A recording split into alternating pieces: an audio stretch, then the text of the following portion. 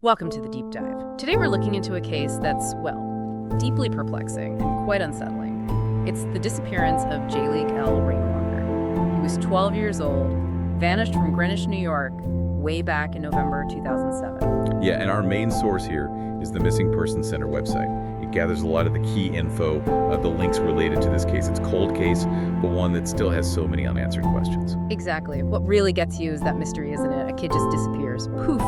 And now, almost 2 decades on, still nothing concrete, no arrests, no real answers about what happened. Right, so our goal today is really to, walk through the information that is available publicly, try to understand the complexities, maybe see why it's remained unsolved for this long. And the Missing Persons Center is useful because it pulls together info from, the FBI listings, local police profiles, NMISIUS, that's the National Missing and Unidentified Persons System, and old news reports, too. It gives you different angles, different pieces, even if the whole picture isn't quite there. It's definitely incomplete. Okay, so let's dive in. Let's start right at the beginning, the initial disappearance. Okay, the timeline. So, Jaliek was officially reported missing on November 2nd, 2007. That's the date given for Greenwich, New York. But there's a slight wrinkle there, isn't there? Some info suggests he might actually have been last seen the day before, November 1st. Exactly, and in these cases, even a 24-hour discrepancy can sometimes be significant. It changes how you look at the sequence of events leading up to the report. And the person who reported him missing that was his adoptive father, Stephen Kerr. Yes, and Jaliek was just 12. Tiny. Well, not tiny, but young. The physical description from the Missing Persons Center, obviously they update it periodically thinking about age progression. Right, but back in 2007, he was described as male, American, mixed race, brown hair, green eyes. Current estimates put him around 5'6", 105 pounds maybe, so smaller back then, of course. And the clothes he was last seen in, those details can sometimes trigger something. Blue jeans, a yellow fleece pullover, and black tennis shoes. And that distinguishing feature, a slight speech impediment, pronouncing his R's like W's. Yeah, like Wayne Walker instead of Rainwalker, perhaps. Those unique things, clothing, speech patterns, sometimes they're the key. They might jog someone's memory, even years later. Absolutely. Now, right away, this wasn't treated as, just a kid running off. No, definitely not. Law enforcement classified it under suspicious circumstances, almost immediately. And tragically, it's still an active cold case. And this is where things take a really significant turn, isn't it? Fast forward 10 years to November 2017. Law enforcement publicly identifies the adopted father, Stephen Kerr, as the key person of interest. Key person of interest. That's a specific designation, and it's important. It tells you where the investigation has been focusing its energy for quite some time. It means they believe he holds crucial information, essentially. Right. And the Missing Persons Center info backs this up. Law enforcement confirms Kerr was the last known person to be with Jaliek, so naturally the focus sharpens on him and what happened just before Jaliek vanished.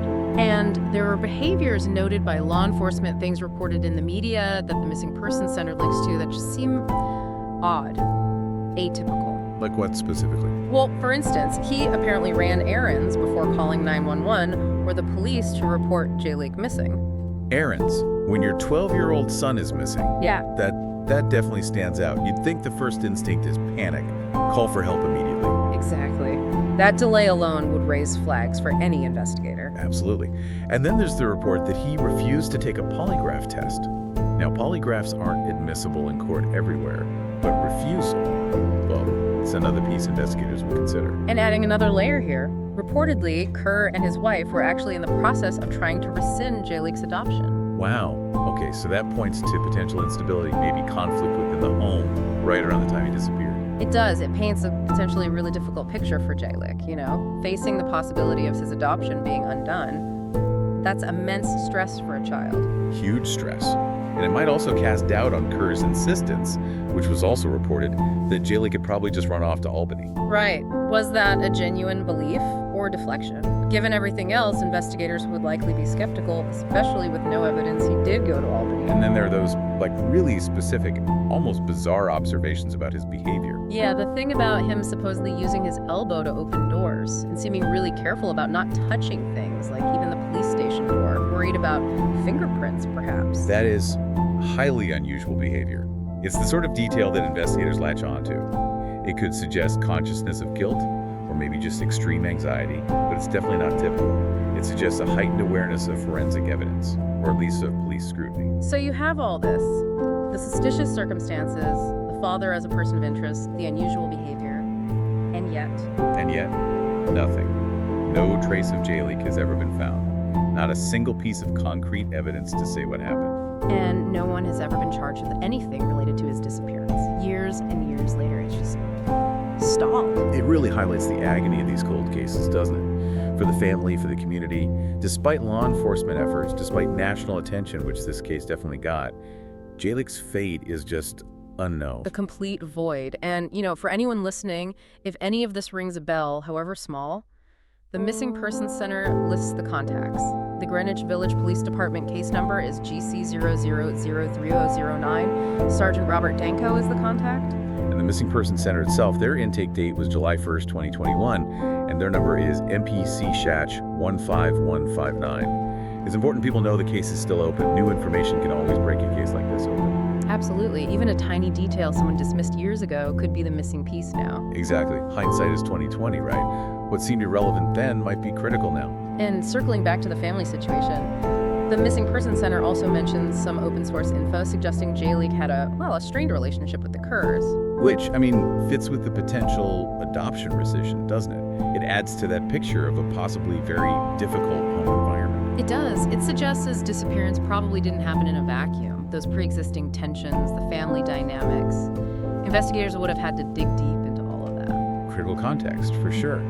Trying to understand what might have led up to him vanishing. So let's just recap the really core unsettling facts here.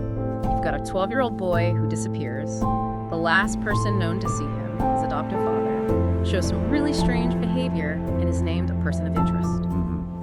But despite that focus, despite years passing, there are zero definitive answers, no charges, just silence. And that leaves us and everyone who knows about this case with these awful, lingering questions. What really happened to Jaliek Rainwalker? And why, with law enforcement zeroing in like they did, why haven't any solid leads surfaced? Why the complete lack of resolution after all this time? It's deeply troubling. It is. And if you, listening, want to look deeper into the available details, the Missing Persons Center website is the place to start. Like we said, it has links to the FBI page, the police profile, the NamUs entry, even social media groups dedicated to finding Jaliek. Yeah, those resources are there for anyone wanting to understand more of the public record. I think maybe the thing that stays with you most after digging into this is just the silence. In a world where we feel like there's information everywhere, data on everything. Right. For someone, especially a child, to just vanish without leaving a single trace behind. It's a stark reminder, a really heartbreaking one. It shows the deep complexities of these missing persons cases. It really makes you think, doesn't it? What does it mean when someone just vanishes? And how can that still happen?